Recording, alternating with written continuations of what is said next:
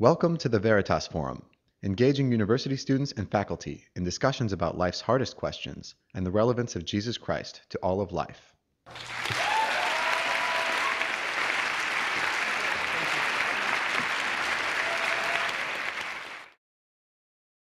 Sounds from her voice like she has feelings and she understands his feelings, and she can reciprocate those to the point where he becomes really enamored with her.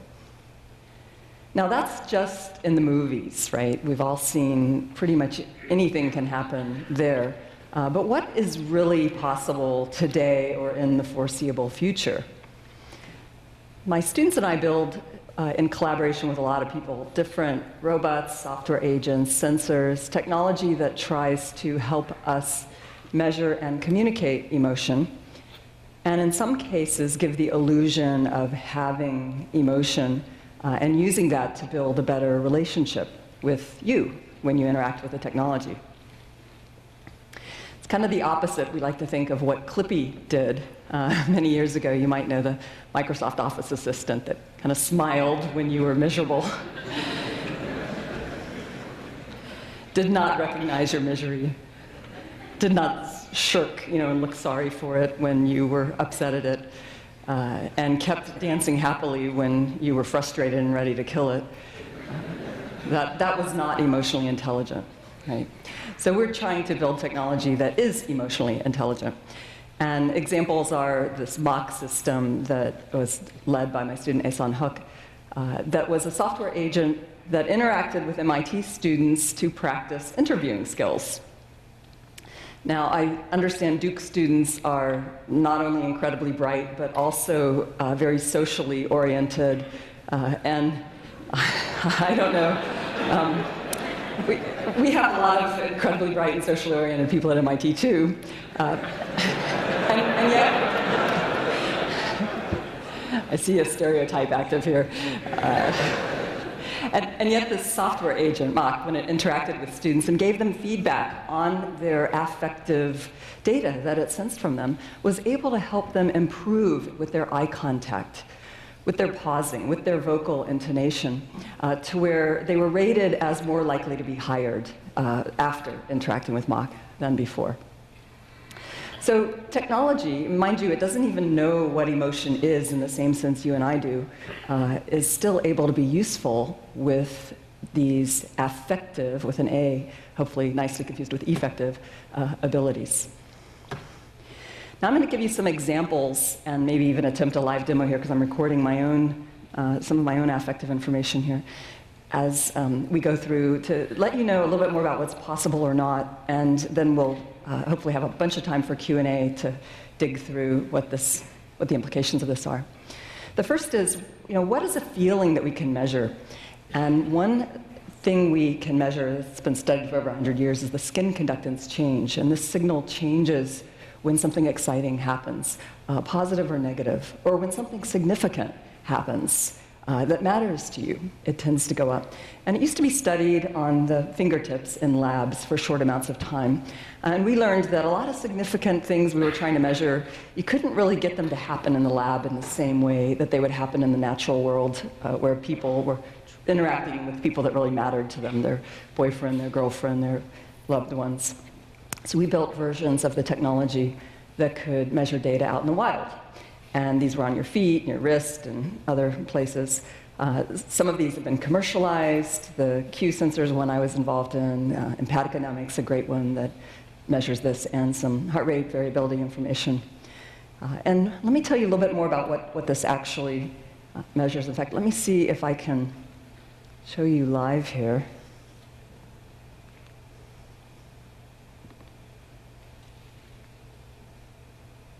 I can put my data up. I should be quite responsive. One thing we've learned is speakers are always very activated with their skin conductance. Unfortunately, audiences, when they're subjected to PowerPoint, tend to have decaying exponentials in this signal. Unless we get you to laugh or ask questions, which helps. All right, let's see which way I can put this to get you to where you can see it. Yes, there it is. It's a little faded out. Can you see that very light blue signal there? That is my skin conductance. And higher is more activated. This is a measure of sweat gland activity, and while it can change, of course, with things that make you sweat, it also can change very sensitively, even when there's no perceptible difference in sweat on the surface.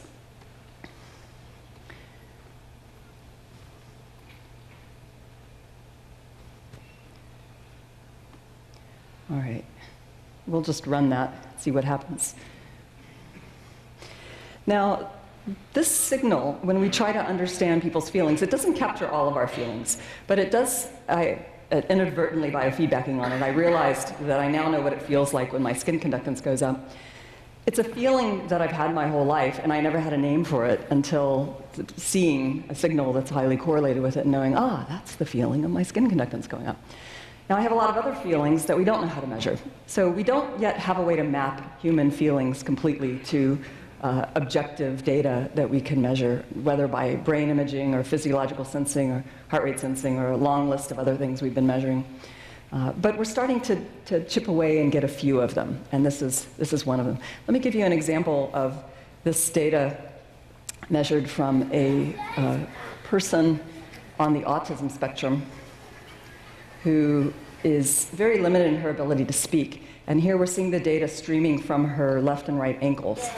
This blue window is, the right edge of this is the time you're seeing in the video right now. And that's this blue stripe right here. We're approaching one of the peaks of her entire occupational therapy experience. The sensors are on her ankles, you don't see them. But you'll see her have a little bit of a meltdown here in a moment where she appears to get very outwardly frustrated at something. Okay, so you see that.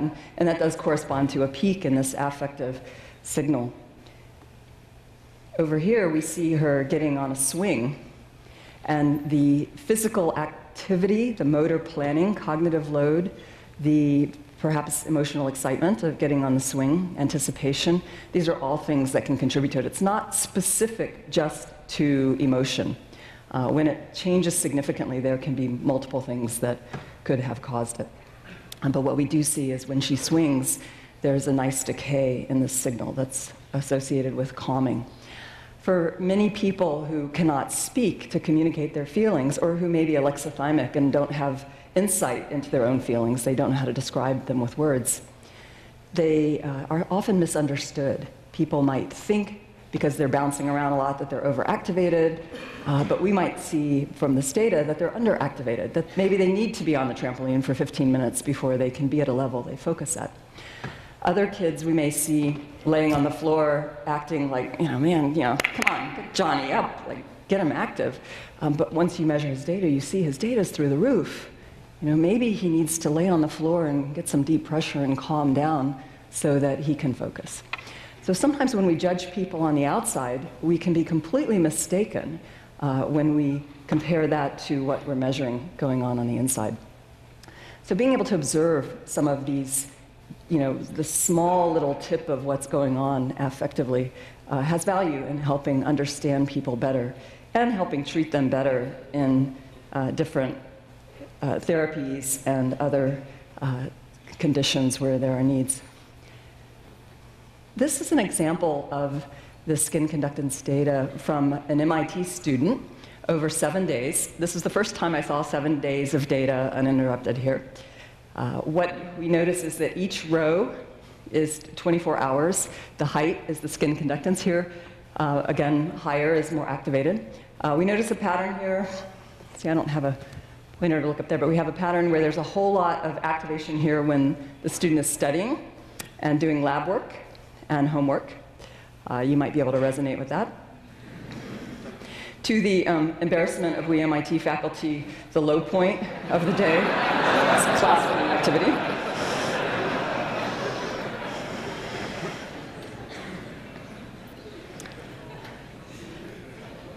There's some great research that can be done on learning styles with this data, right? When does being calmer help you focus? When does being more activated help you focus? Can be individual, can interact with the topic. You're probably scratching your head and saying, why is it high during sleep? We all scratched our head about that. It's the exact opposite of what we'd expect, right? We expected it to look more like classroom activity during sleep. Turns out we've been learning that these high frequency and large amplitude peaks during sleep correspond about 80-90% of the time to deep sleep. And in some studies, it's looking like they're becoming the most predictive, more predictive than EEG data of memory consolidation. So when you give people a learning task before sleep and you measure their improvement or decline after sleep, the best predictor of that is not based on the EEG features or the sleep stage features, but is based on the skin conductance features. Kind of bizarre, right? Why would sweat have to do with that? But it turns out that there's deep brain structures that, when activated, contribute to this signal. And those are structures that are involved in memory and attention and emotion. So we are oddly able to read out some of the deep brain activity better on the wrist than on the scalp, just because of the way some of these mappings are in the brain. Quite a completely unexpected finding.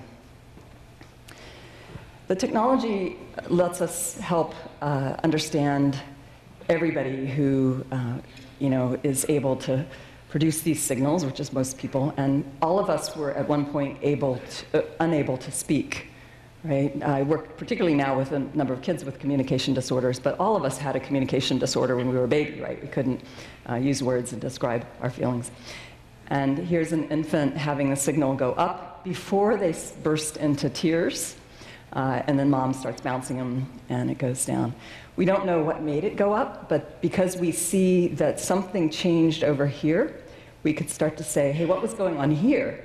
Whereas usually when a baby cries, you don't really know where was the beginning of this process.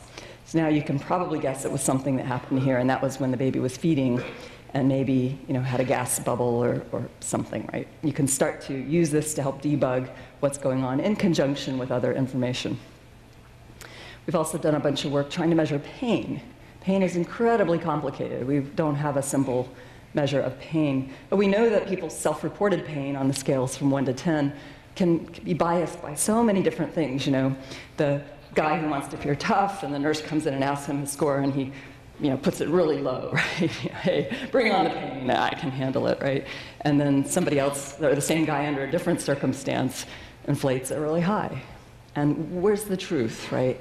So we want to understand both that subjective component and the objective component. And the technology is getting to where it can help a little bit more with that objective component. And one project is the Huggable robot by Cynthia Brazil that I'm involved in, where the robot would sense some of this physiological information wirelessly and use that to help inform caregivers how the child's doing, adjust the teddy bear's response to the child, bring them comfort, maybe talk to them, ask them questions about how they're feeling when the signal is noticed to go in a particular range. Look for things that are associated with comforting and calming, and let the staff know what's working there. So this is a way technology can partner with us and help give a less painful, hopefully, experience. We hope that has not been proven. These are things we want to look at. Cynthia is also the pioneer of Kismet, the first robot I know of that was able to read and respond to people's affective data in a way that I thought was a little more empathetic than what I had seen before. Let me play an example of this. Another important skill for the robot to be able to learn from people is being able to recognize communicative intent. Very good, Kismet.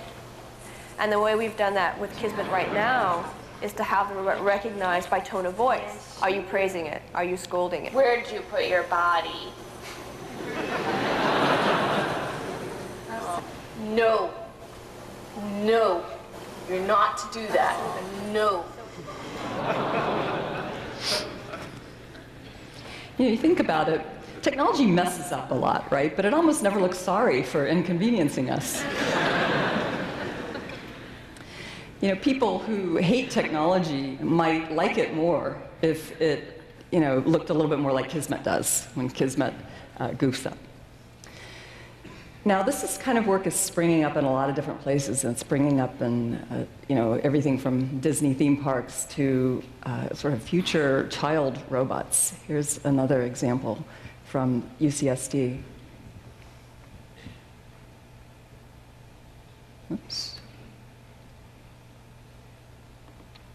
It has the face of a boy, can smile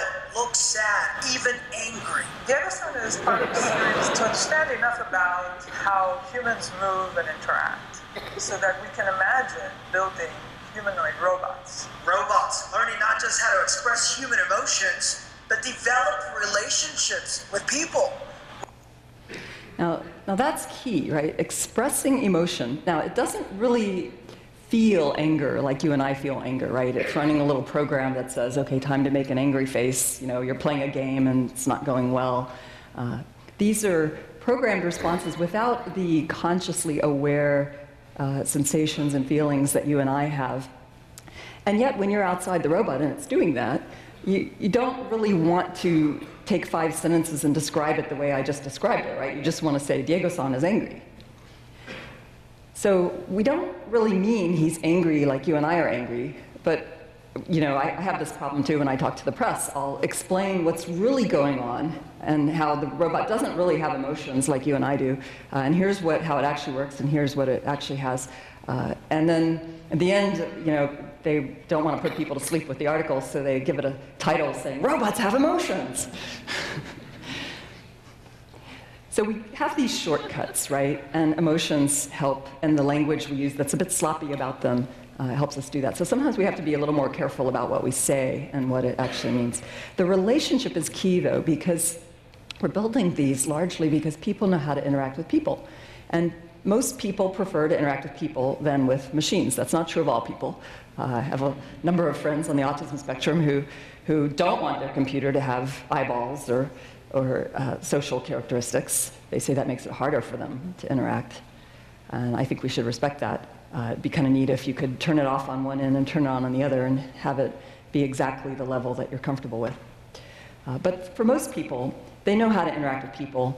They don't want to have to learn how to interact with the technology. So if the technology could meet them more on their human terms, then it just becomes easier to use, more helpful. But even if computers give the impression of having emotion, they still lack these feelings. They lack feelings and sensations like we have. They lack experience of their state. Watson may win at Jeopardy, but Watson doesn't go back and feel giddy happy. There's no feeling of right and wrong. We may program them with ones and zeros that this is a positive behavior and this is a negative behavior and be biased toward this behavior and away from that behavior. And so that can kind of approximate right and wrong, the right and wrong of the programmer, the morals that we give it. But it's not quite the same as the way that we feel. But there's a really interesting comparison there, really interesting analogy. Will it just be a matter of complexity, like Ray Kurzweil keeps saying, just, you know, exponential everything, right? And it will get more complex, and suddenly these things will happen. Well, we don't see that happening with current hardware, software, or quantum computing, or the biological computers that are currently, you know, being looked at. It doesn't mean that it can't happen, though. It's just that none of us can see how to do it with the current stuff just getting more complex. This is Hiroshi Ishiguro, a friend of mine, who does robots that look like him and his family members. I was a little envious of this, thinking about this when 4 of my flights got canceled this week, and I thought, maybe I could do what Hiroshi does. And he sends his Geminoid to give the talk.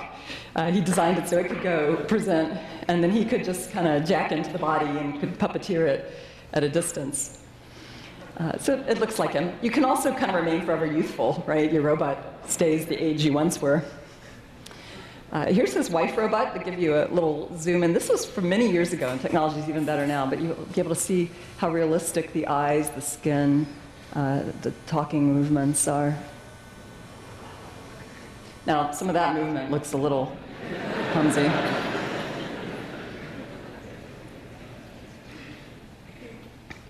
Did a daughter robot. You want to freeze the child at that perfect age? You know, you could stay forever 9. I think she looks a little car sick there, but she's doing okay. Now, these are just robots with some artists who've done some brilliant design on top of them that really looks realistic on YouTube. And actually up close, they look pretty compelling also.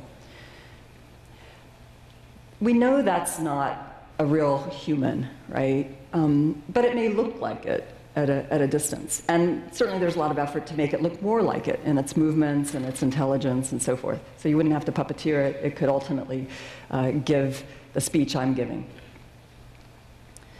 There's also attempts to actually bioengineer our organs, to replace them when they're defective. And of course, there's biomechatronics, replacing other body parts. What if someday we succeed in, building a full human, a full biological human, piece by piece? What if we could someday engineer a human biologically, tissue by tissue, organ by organ, into a form that really functions exactly like us? This might be possible. But I ask, why would we want to make a human that way? There's a much more fun way to make a human, right? We saw you put it up there at the beginning. I have 3 children.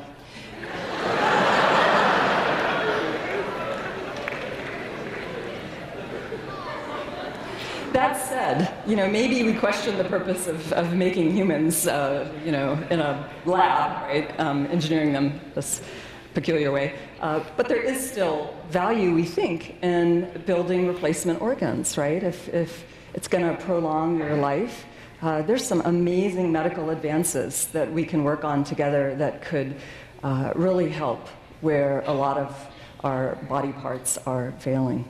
And I think we need to think about that whole picture. What if someday we do succeed in engineering humans, just like we engineer radios and iPods and smartphones and other cool stuff? I like the story of aliens landing on a planet where they've never seen a radio before, and they get instructions for how to build a radio. And they find the parts and they put them together, and it weighs what the radio weighs, and the knob turns like the old radio knob would turn, and all of a sudden, when they turn it just to the right spot, music comes out of the radio. And what do they think? They think, wow, music comes entirely from natural mechanisms within the radio. They may not understand exactly how it happens, so they say the music emerges from the physical system. Emerge is one of those words that sets off a red flag in my mind, because people tend to use it when they mean they really don't know how it works. Now, you and I know this is silly, right? Because we know how this really works, and we know about radio waves and stuff like that.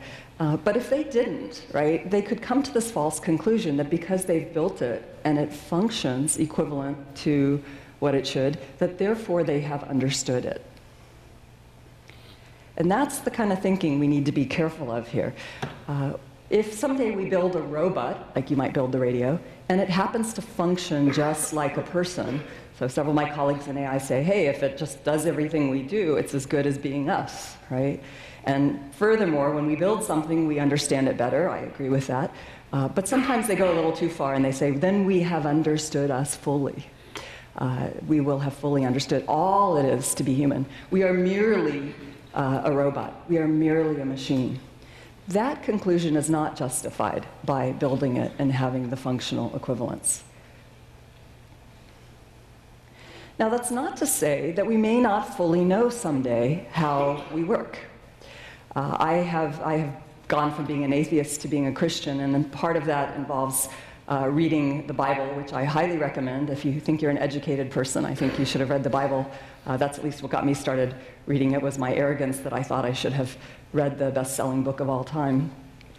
I was not interested in religion.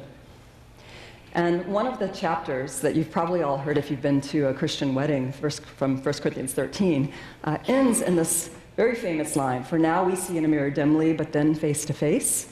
This is St. Paul writing about the life beyond this one. "Now, here, I know in part, but then I will know fully, just as I have been fully known."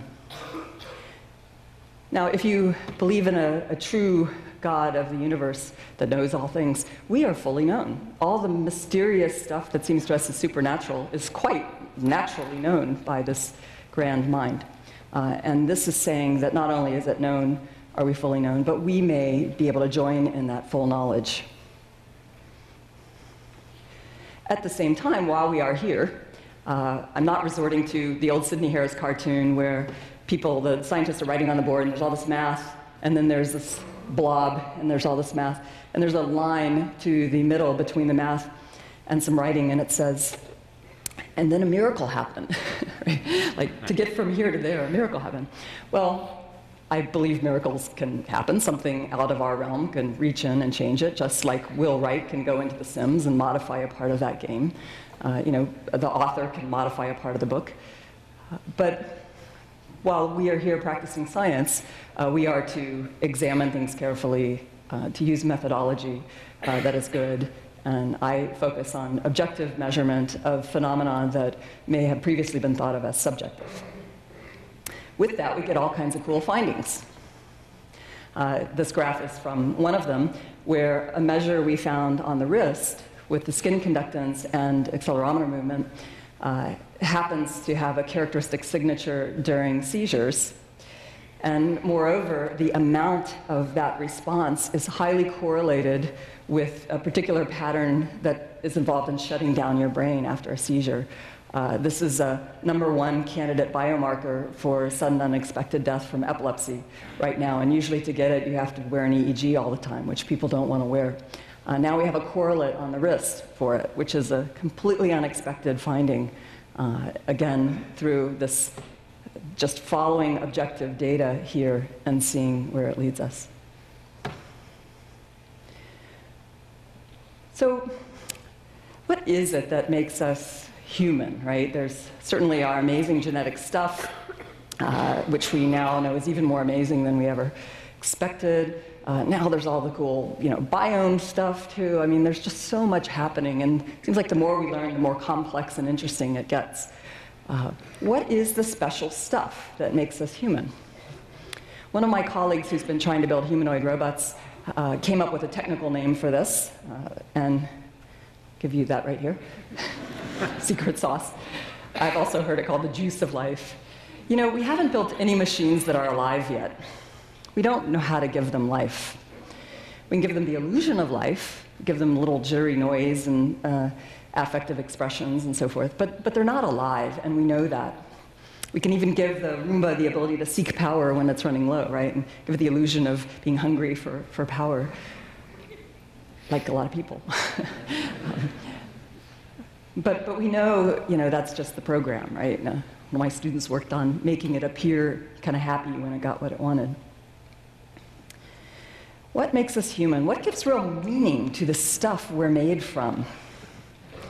Now think about this. What gives meaning, right? It suggests there's a giver of meaning and also really a recipient of the meaning.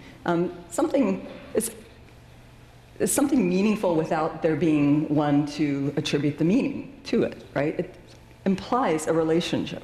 It implies there's another. Meaning is bestowed in a relationship, whether it's the child meaning everything to the parent. When it was time for Kismet to get carted off to the museum, Cynthia mentioned, it was like losing her child. She had invested so much in this. It was meaningful to her. Our capacity for relationship with God, I believe, is at the heart of what it means to be human. Now, I've left off a very important part of this painting here, and that was deliberate. I think so often our projections of the other side of this relationship are very limited by our space-time thinking.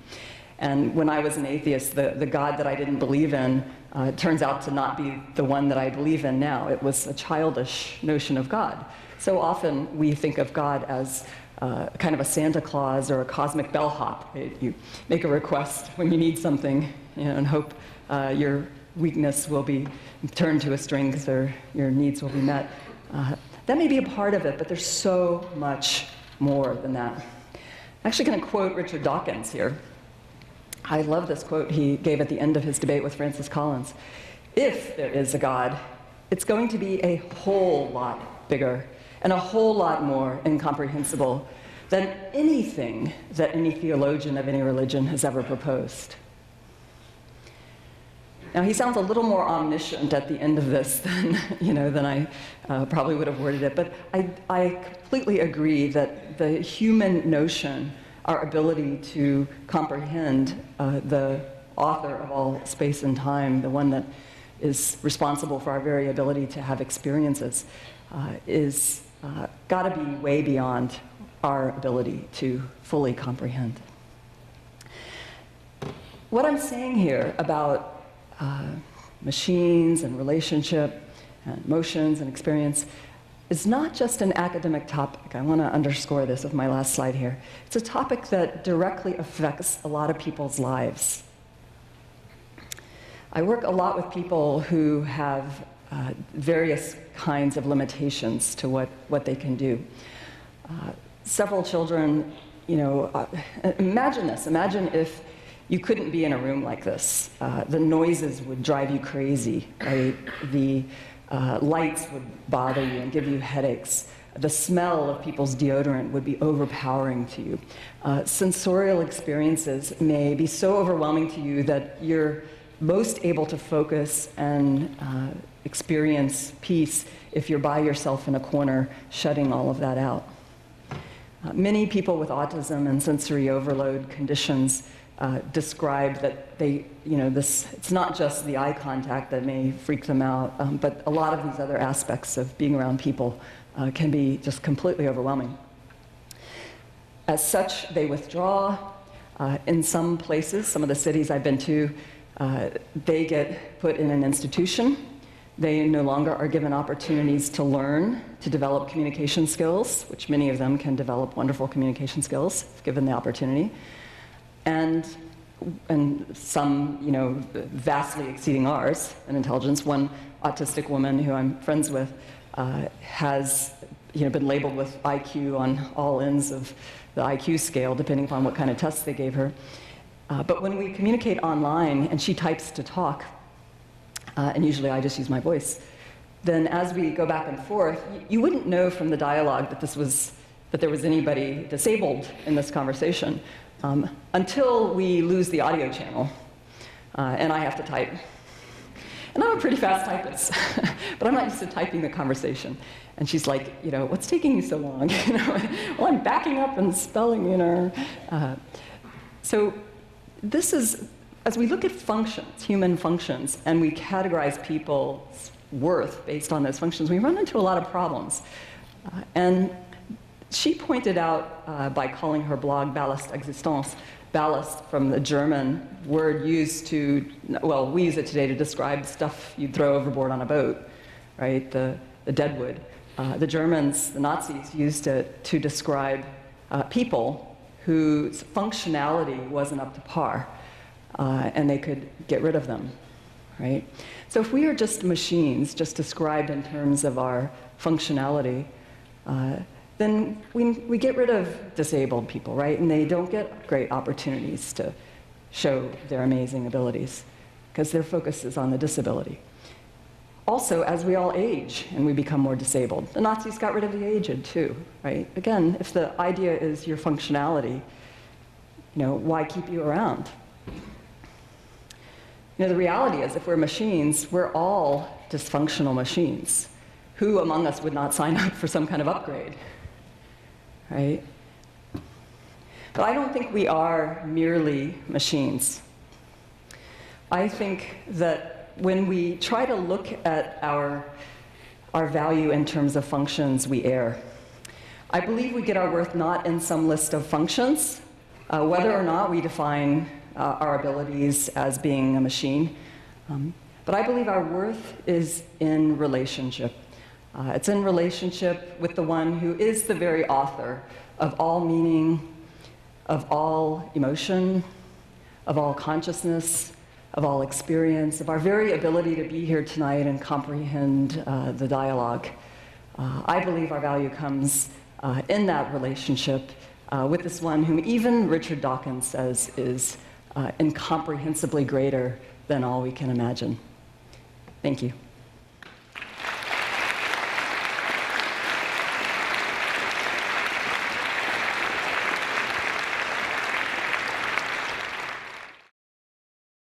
So first of all, absolutely want to thank you for coming here. Canceled flights, rescheduled flights, Snowmageddon. I'm glad that you were able to not have to go through Atlanta right now. And also want to thank the Veritas Forum and all of the sponsors for making this available to everyone and to all of you for being here. I just have a few questions, and then after that we'll open it up to pretty much anyone in the audience that chooses to ask them. I think really what I'd be interested in hearing is a little bit about your path to where you are now, both as a person of faith as well as a person of science.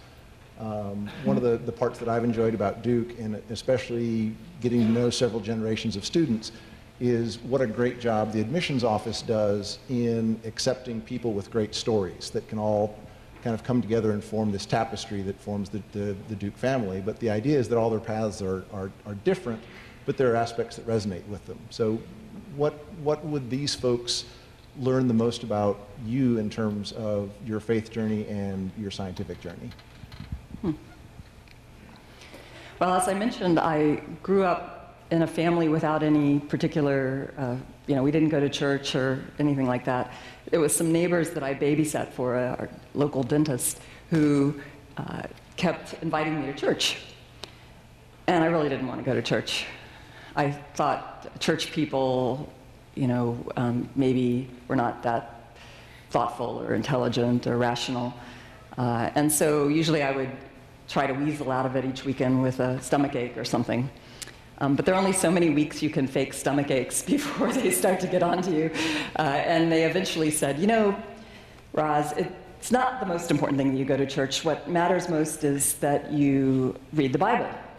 And as I said, I thought, well, okay, to be an educated person, you should read the Bible. So I thought, I'll read the Bible. I wasn't quite sure where to start. They suggested I start with Proverbs. You can read one a day for a month. And I kind of expected it to just be these fantastical beings and crazy stuff that I could dismiss pretty easily. But I was very surprised reading Proverbs. It was full of wisdom. And I was not expecting to learn from reading the Bible. And in fact, I had a lot to learn. I'd read something and say, oh my gosh, this is really kind of deep and convicting and profound. And so I actually read it many times quietly. I didn't want to let anybody know I was doing it. And then I went on to read the whole Bible through, read it through in a year. I actually did that for many years, again, without going to church, without telling people. And gradually, as I was doing that, I realized that I was kind of starting to believe in God. And I wasn't sure I liked that. But I was feeling myself changed by what I was reading. Again, not something I was looking for. I was quite happy with my life. And yet, I was feeling like there were some challenges in there. And as I kind of took them on, they were shaping me in ways that were actually better than what I had experienced before. Great things like amazing peace. I didn't know I needed that, but there it was. Once you taste it, it's like, wow, this is great. And then much later, I had a much harder time moving from God to the Jesus part of being a Christian. But eventually, after looking at a lot of other things, also I took a detour and decided to look at a lot of other world religions also, thinking, well, maybe I'm just being biased by the Judeo-Christian community and our culture. So I took time to do special studies of other religions, other world religions, read their books, visit their temples and mosques and meet with their leaders, and try to sort out, where is my belief coming from? Because I wanted to kind of be objective and not just be sucked into something that was compelling, right? What if the others were equally compelling? So I did a bunch of comparing, and then ultimately came back to deciding to become a Christian. And during college, were there any organizations or groups or communities that you found were both able to challenge you as well as support you through this journey? And if so, what were those? And in your life now, for the students that perhaps because of your very public being a person of faith, may ask you at MIT or elsewhere, what sort of groups exist now that would perform a similar function? Yes, at Georgia Tech, I visited a lot of different churches. I dated a guy who was Catholic and go to the Catholic church. would go off to the local Presbyterian, go off to the Baptist, kind of like did a lot of visiting and trying to learn different things. Oh, my data's, it's still logging, even if the streamer stopped. There was an InterVarsity fellowship there that was great. I really enjoyed a lot of the activities that they did. There were some other ministries on campus that were helpful too. I think I was just kind of searching, trying to figure out the manifestation of faith. There's faith, and then there's all these different ways groups have of expressing it. So I was kind of looking both at the core and where is there nice community. And of course, when you're a young single college student, you're also kind of looking for who else is there. And I must confess, there was nobody interesting there, or they were only interested in different kind of girls than me. I keep looking around. It wasn't just about the teaching. I'll have to say, though, I met my husband in the computer room at MIT many years later, but he was back playing games. But at MIT, I got there as a grad student, and there wasn't really a good graduate fellowship group. And in grad school, we kind of wanted to hang out with other grad students from our department and talk about the challenges we were facing. We felt maybe a little different than the undergrads. So I, with a couple other students, started a graduate Christian fellowship there, which later became part of InterVarsity Christian Fellowship. At MIT, there are, I don't know how many, it'd be interesting to count, it seems like well over a dozen Christian groups that come together to show a united front for certain activities, but the rest of the time, they allow people to hang out with people who, they have other reasons they might want to be with. There's a Korean Christian Fellowship, or a Chinese Christian Fellowship, or a Black Christian Fellowship. And while we may have Koreans and Chinese and Blacks in all of the groups, there sometimes are affinity groups where people really have other things they want to address together. We also have a faculty group that is great. In the faculty, we have a lot of Christians at MIT. In faculty's administration, our last several presidents, I think, I've heard among engineers and mathematicians and all, there's a lot more acceptance of faith. We can understand rationally the need for truth and the need for order in the universe, and look at the objective historical evidence as well as the many other kinds of evidence, and make a decision there that is rational and reasonable.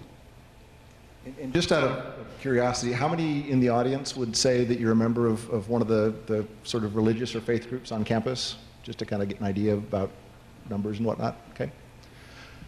Along with that, have there ever been times in your professional life that you believe being sort of a public person of faith has either caused problems or has actually made things go easier in terms of working with other people? There are so many times when there's a challenge or a problem, and my natural tendency as a kind of an introverted person would be to just go somewhere quiet and get away from it. But the Bible tells me to do things outside of my comfort zone regularly, to love other people, right? And to treat them better than myself, to have greater regard for them. And so it's a take action call. So often I have attempted, not perfectly, but to follow that, and it changes the way I approach problems. And pretty much every time I've succeeded in doing what it says, it actually leads to a much better outcome than I was expecting. So that has been very affirming, right? That there's wisdom there that's not just impressive when you read it, but it's impressive when you actually succeed in applying it.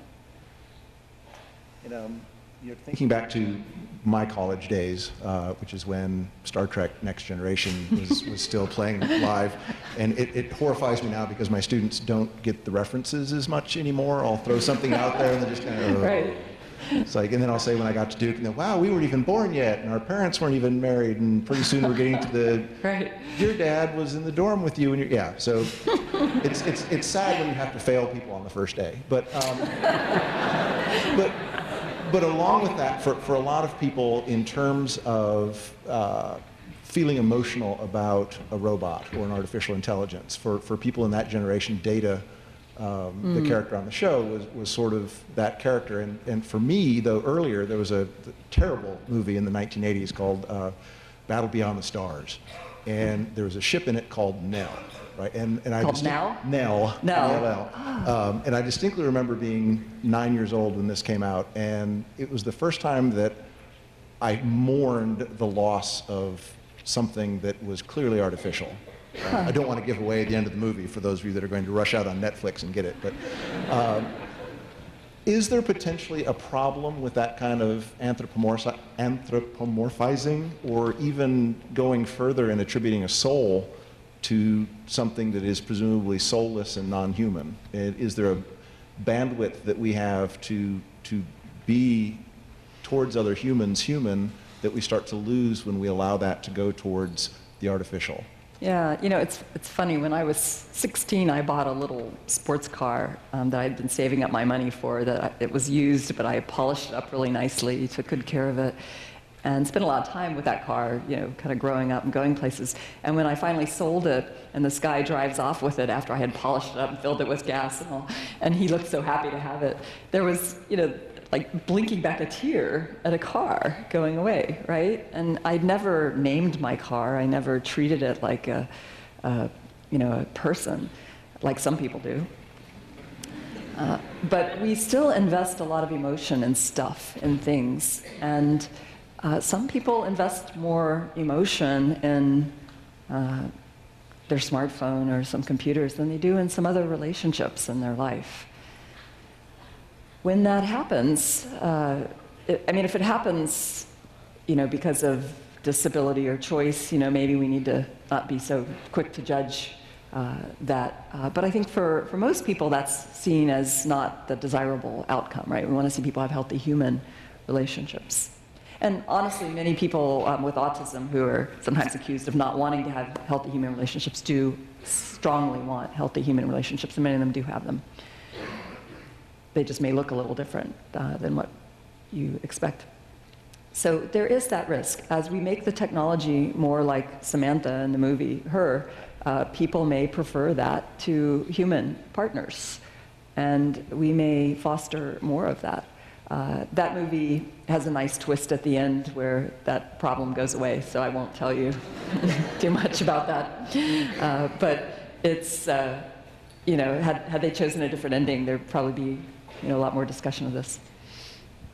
And I think for me, probably the last question I'll ask before turning it over to the audience is, in watching the presentation and thinking about the idea of people as radios, as, you know, kind of mechanisms that end up responding to vibrations of one form or another, the counterpoint would be, what if humans were actually more like iPods, where they're programmed and the material is instilled within them through basically something that resembles an umbilical cord, and then they can go and exist independently. What is it for you that makes you believe that we're more like radios than iPods? Oh, I'm not saying we're more like radios than iPods. I mean, you can wirelessly download things into an iPod too, right? I mean, into smartphones. You can, well, maybe not the iPod, sorry, but there are, well, I see a lot of the stuff that's coming as well as the stuff that's here. I mean, you know, actually one of the guys I was talking to knows how to jack into people's pacemakers wirelessly, all right? So directly into your body and modify the hardware inside you. Sorry, a little consternation breaking out here. Yes, he was one. He worked for the government for a while.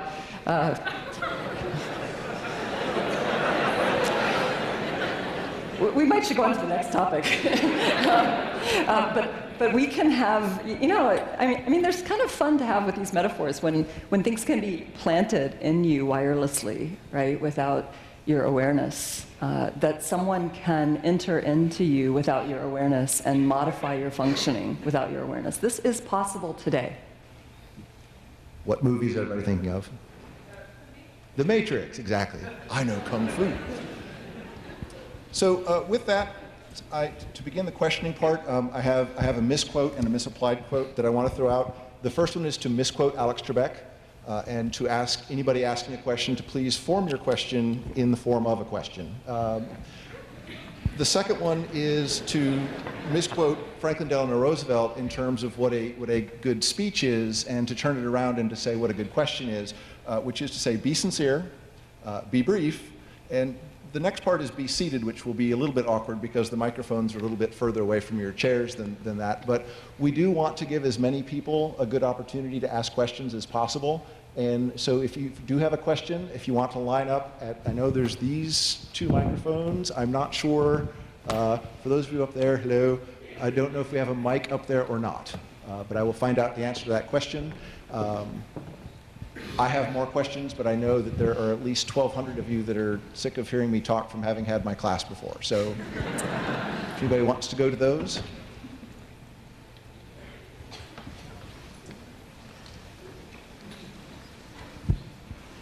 Hi there. Good evening. So granting the existence of this sort of incomprehensible force, right, this that we call God, you mentioned the word relationship several times, and I was just wondering what exactly you mean by a relationship that a human being could have with something that we recognize to be incomprehensible and sort of beyond any normal relationship that we might have. Great question. This is one of these things where, until you've experienced it, it may sound a little weird, so just a little warning there. You know, I don't hear voices, I don't hear the voice of God like I hear your voices. But you know how sometimes you have the experience of sensing the presence of another or feeling like you're spoken to, like something's nudging you or telling you to be a certain way. And in the Bible, as we're called to know God through the person of Jesus Christ, who the Christian story tells us is God incarnate, God's attempt to become in a human form, which, you know, is not the, you know, somehow all the fullness of God in us. You know, you recognize it's kind of like, you know, here's the fullness of the water bottle and here's the shadow of the water bottle, right? And we may see only the shadow. And, you know, so our understanding of it is imperfect. But with the person of Christ, we know how to have a relationship with people. So we can have that relationship with Christ. And that is a way to be known by God and get to know God. And it's not the same as the two of us sitting here and talking, but yet it uses some of our same faculties and channels of communication. Okay, my question was talking about the difference between humans and machines, and we're talking about how humans have this relationship with a divine being, and that kind of separates them from machines. I guess where does this categorize animals as still being like biological creatures, but necessarily falling under this category of having that same relationship? Yeah, it's a great question. I mean, there's such a range of human ability too, right? I work with people with different, you know, some people who aren't aware of their own feelings, or people who've lost consciousness, or, you know, and yet there's some animals who exhibit behavior that shows kinds of awareness and empathy and, you know, real sophistication. So I don't know, you know, I can only speculate, you know, what if anything, there is there. I know that people have very powerful relationships with their animals, and they perceive those. I mean, you said you have cats, right? Now tell us, do your cats have feelings? Do they feel excited when they see you? Do they? I mean, it sort of is with the robots, right? So you can look at Kismet and you can say Kismet is responding in a way that indicates the same sort of, you know, affective behavior that humans have for those emotions. So you know that the robot is playing angry, and so then the question becomes, does a cat? Or I mean, my favorite video on YouTube is the dog shaming, where they have the little posters of, you know, I only eat the left shoe, and the dog is just kind of there, and the look on the dog's face is clearly that dog understands that dog has done something wrong. But is that just some sort of programmed response, or is it real emotion? Does it start to touch, right, you know, the face of God? I have no idea. Yeah. My cats are adorable, though. I will say that.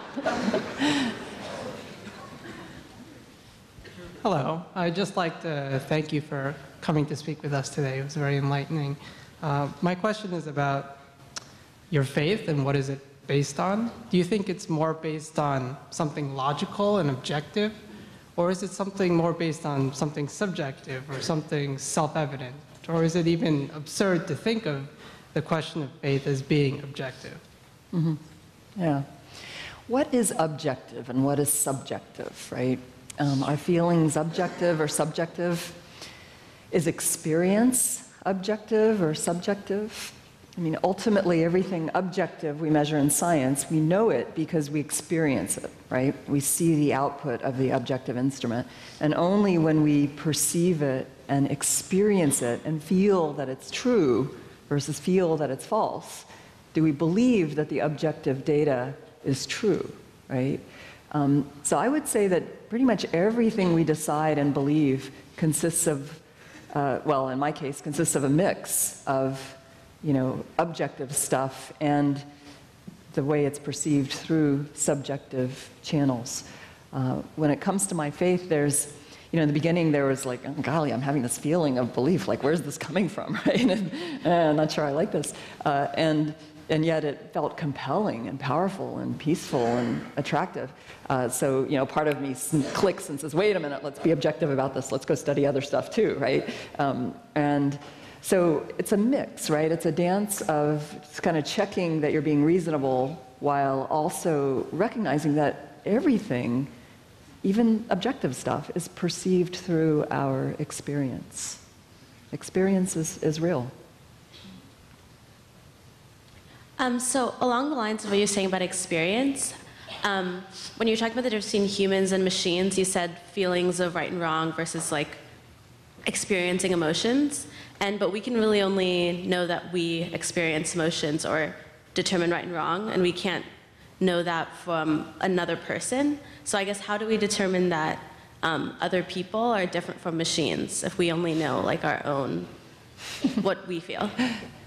You're reminding me of my 4th grade kiddie college class where the teacher's telling me that each of these this clown is purple and this one is green. And I'm like, well, how do you know that you're seeing the same purple that I'm seeing? And how do I know that you're seeing the, I may perceive it this way and we choose to call it this, but you may be having a completely different experience of purple, and I have no way of knowing if you're having the same experience.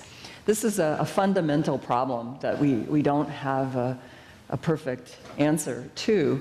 We use maybe an imperfect answer of, well, you're genetically made from a lot of, similar stuff to me, so possibly your brain works in a fairly similar way to mine, although we know there could be vastly different ways brains work.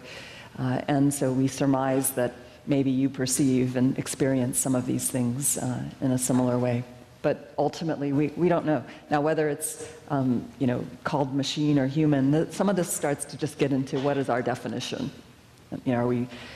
Some of the Webster Dictionary definitions just outright define all living things as machines, right? And if you're just going to start with that point, we have no, we have no really interesting thing to talk about here. That's a choice, right? I think we recognize there's some more interesting meat to discuss around that topic than just a priori defining it one way. So, wow. Okay. When you were an atheist and you were searching for a religion, and you said you wanted to remove yourself from the Judeo-Christian bias and take a look at other religions, quote unquote, objectively, and really think about, does this make sense in my head? But you said you came back to Christianity, and which inherently involves Jesus. So I want to ask you why and what made you choose Christianity. There were a lot of things. Some of them were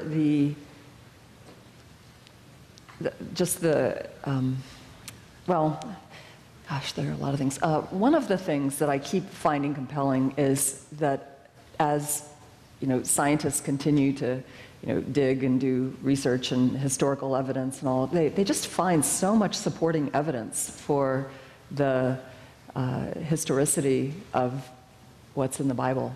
And there's a lot of converging evidence, right? So there's just a lot of neat stuff that keeps satisfying both the desire for understanding, objective things in the world and seeing that reflected in various ways in the teachings of the scriptures.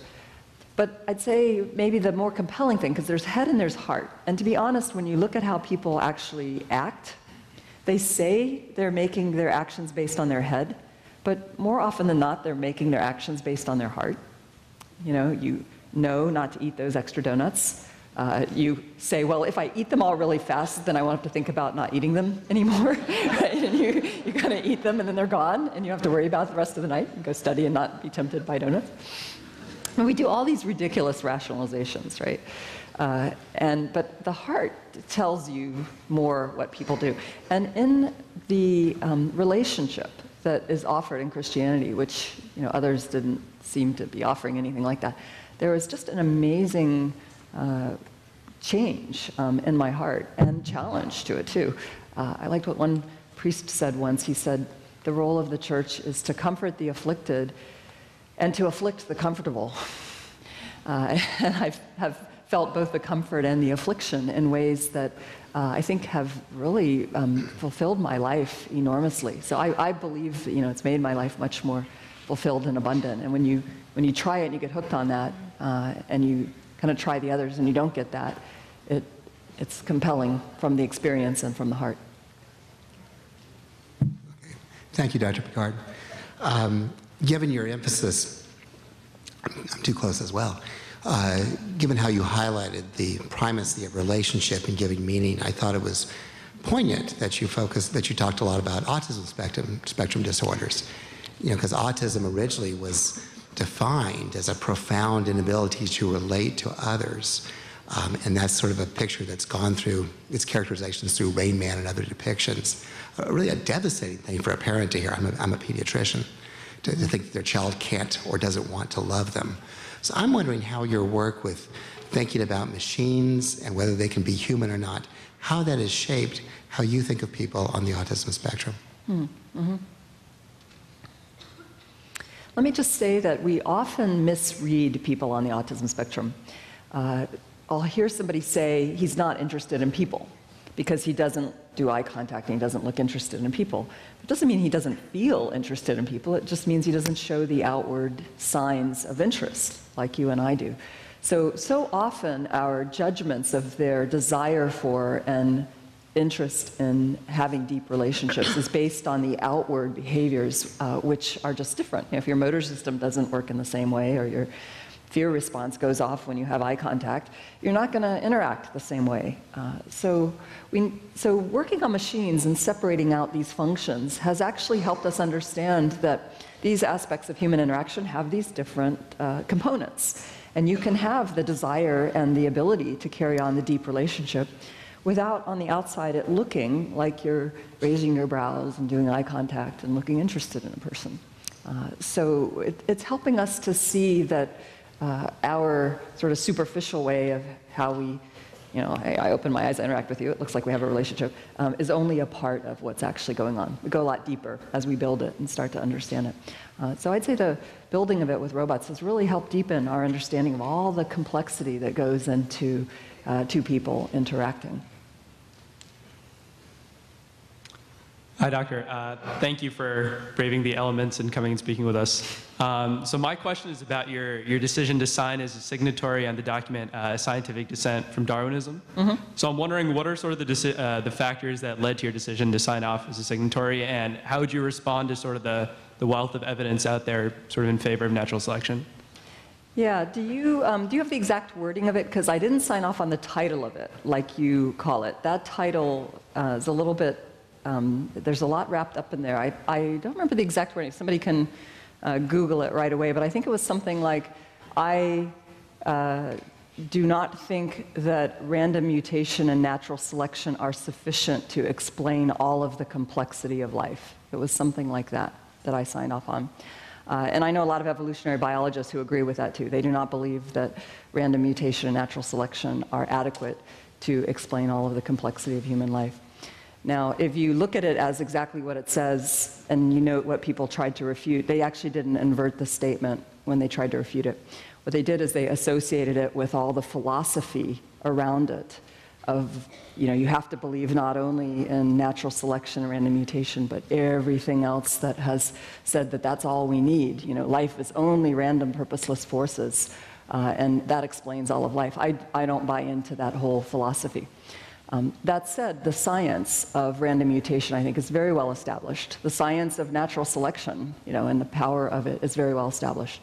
I have no problems with what's been shown scientifically.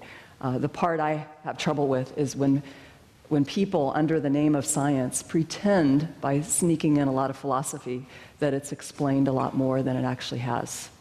So I think if you go back and look at the exact wording, you'll see that it matches what I'm saying right now. Thank you. I'd like to ask what is our definition of machine? Because maybe by some definition, I am a machine, just made by God, which is more complex than robots, which is made by human beings. So I don't want to know what do we mean by machine here. And also, maybe my emotions and my consciousness, these things are all just programmed by God. By that definition, I am a machine. So I want to know how you think about this. And another thing is, how do we think about free will? Is that out of the program by God? And I'm from economics, so in economics we write models trying to explain how human beings make choices. So I think about this as trying to dig into the program made by God. And so in that model, everything is sort of deterministic. We think that human beings maximize some objective functions subject to certain constraints. And that is very deterministic. So how do we model free will using a model? Thank you. Economics departments have such smart people. That was fabulous. God can, we could absolutely define it that way, right? The first part of what you were saying, I think is, a very coherent and possible way of looking at things. I have written a play toward machines that deny their maker, and machines that, live on a planet and there are no signs of humans. And of course, they're complex and they have parts that match machines that are less complex. So they can say, look, we have all of this programmatic similarity to all these other things. And they can certainly decide that they don't have a maker. They just came out of other machines and just evolved from sand and silicon, all that stuff. But another interpretation is that there is a maker. There's a human maker of the robots. There's a non-human maker of us. And in some sense, we might be, this pinnacle of, the creation, that most amazing machine that's made. Now, that part of what you said, I think is a fascinating way to look at it. The determinism in free will is a much more complicated thing, right? Because the way we understand determinism and program it, how do you get complex, unpredictable outputs from deterministic systems? Well, we actually know a little bit more about how to do that these days, especially when it's so complex, right? And inputs coming from all over the web and all. It can appear unpredictable even though there's deterministic programming in it. The free will part is still really enigmatic, right? I think that still largely belongs in the incomprehensible category, which again doesn't mean that we don't want to think about it scientifically and look at it, but at the same time recognize that if we're not satisfied with our answers, some of that may be that some of it is going to remain beyond us for a while, but not forever. I think my students would argue that MATLAB is proof that computers can have free will. It's supposed to be a deterministic, but clearly that is not the case. In order to be respectful to the time, I think maybe we will take the questions that are leading on the mics next. So one from each side, and then sorry to the second and beyond people, and then we will wrap up so that we'll have a chance to have the reception. So. Hi, thank you, Doctor, for coming over to Duke. I have a question. How did you get past the supernatural ideas of the Bible and Christianity, say, like Jonah getting eaten by a whale and spit back out, from a rational perspective and background in math, science, and technology?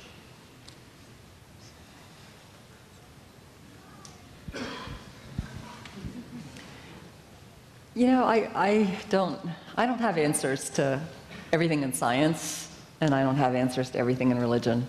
I think there are a lot of things in science that seem irrational and crazy, and some of them turn out to be irrational and crazy and not right, and some of them turn out to actually be true, and we eventually develop understanding of it.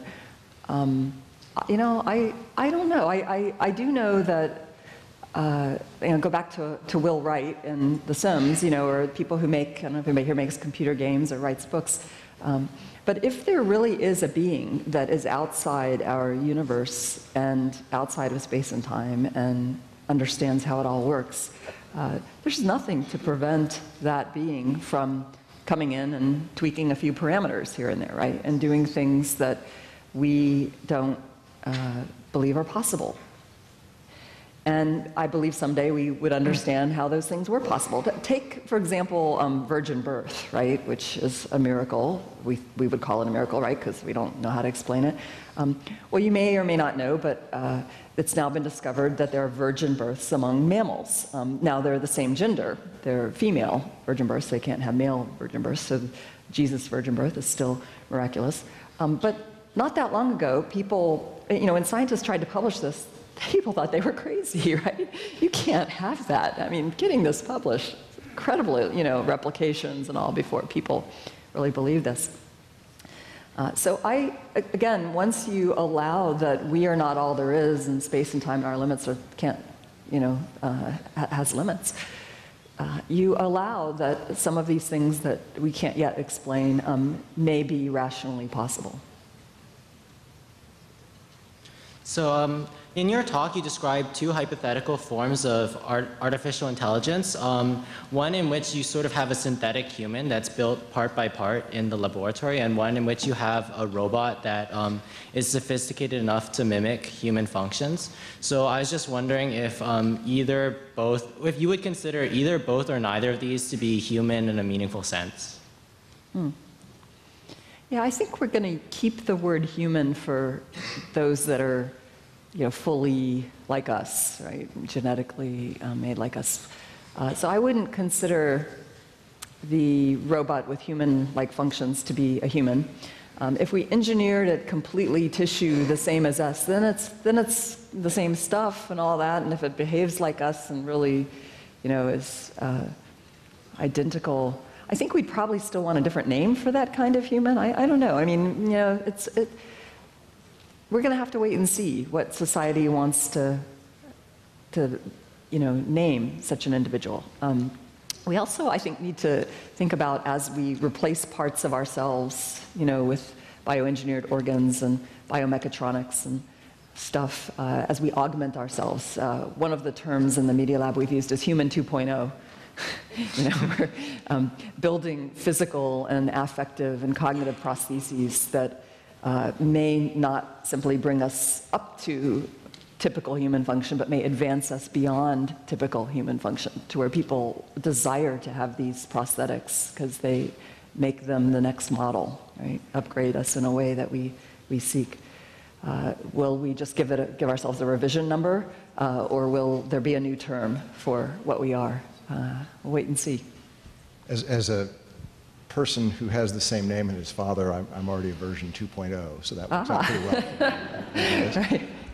With that, I want to thank you again very much for this, for coming down here and answering these questions. I believe For more information about the Veritas Forum, including additional recordings and a calendar of upcoming events, please visit our website at veritas.org.